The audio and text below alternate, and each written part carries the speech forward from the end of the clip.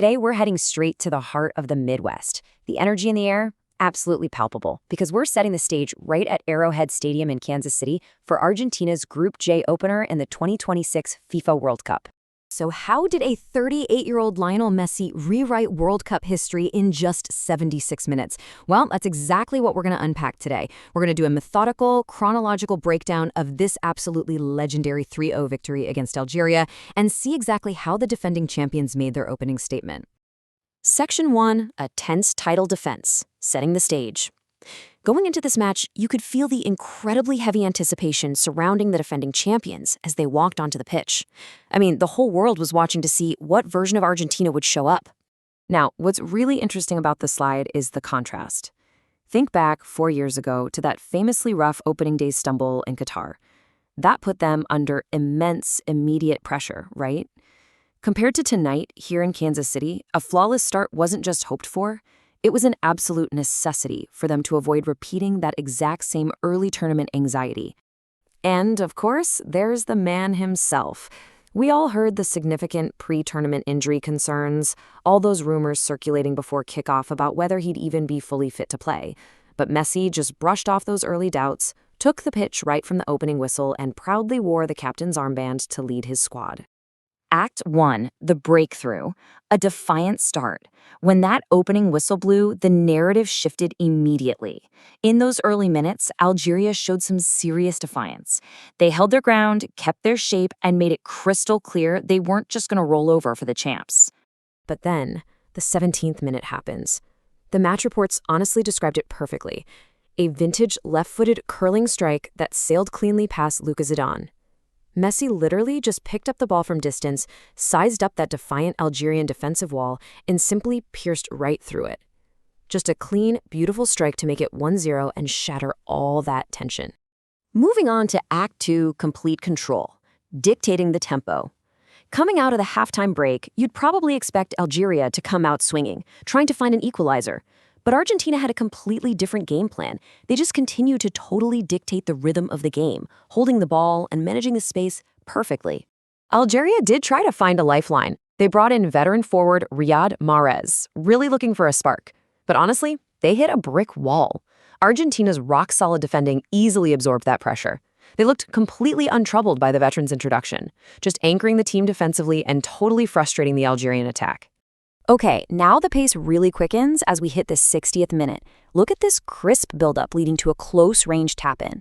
That sustained, relentless pressure paid off beautifully. Messi was in exactly the right place at the right time to finish off a brilliant team move. Boom. 2-0. Argentina is firmly in the driver's seat for the rest of the night. Act 3, making history, rewriting the books. Okay, let's dive into this climax, because the tension is palpable as we approach that legendary 76th minute. This is the moment that literally reshaped the football record books forever. Let's break down the anatomy of this devastating counterattack step by step. First, it starts with an incredibly fast break that caught the defense completely napping. Second, Nicolás González provides this crucial, perfectly weighted final pass right at the edge of the penalty area. Third, Messi takes a flawless single touch to set himself up. And fourth, a precise side-footed finish right into the bottom corner.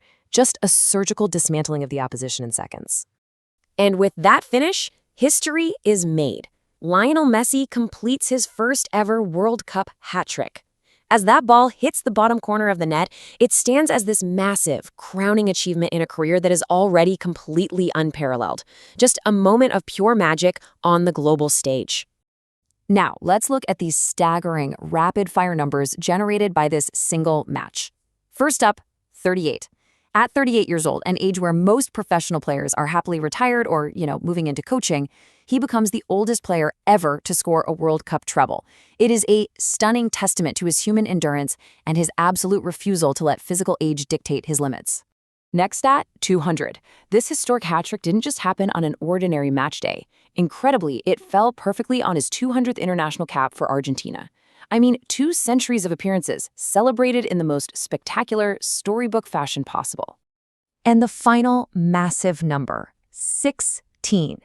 That precise side-footed finish wasn't just his 3rd goal of the night. It was actually his 16th overall tournament goal across his entire World Cup career. And this brilliantly illustrates exactly what that means. 16 goals puts him shoulder to shoulder with Germany's Miroslav Klose. That 76th minute strike drew him entirely level, officially cementing his status as the joint all-time top scorer in men's World Cup history. Literally the absolute peak of international football. The finale, a hero's ovation. As the match winds down toward its emotional resolution, you could feel the atmosphere in the stadium shift from electric excitement to genuine, pure awe at the history everyone just witnessed. Looking back at the chronological progression of this incredible match, you really see the pure efficiency of how history was made. The 17th minute distance strike to break the wall, the 60th minute tap-in to secure control, the 76th minute record-tying finish, and it all culminated in the 79th minute with a thunderous standing ovation from the entire stadium as he was substituted out of the game. The bottom line here is that Argentina comfortably secures a perfect 3 points. The team just ran down the remaining minutes of the match to close out the victory. They totally avoided the early stumble of 4 years ago and set a dominant tone for their title defense. Which leaves us with one massive, lingering question. Will this dominant Kansas City masterclass propel Argentina to back-to-back World Cup titles? It's the ultimate storyline as the rest of the 2026 tournament unfolds. Thanks for joining me on this explainer today. Keep questioning, keep analyzing, and I'll see you next time.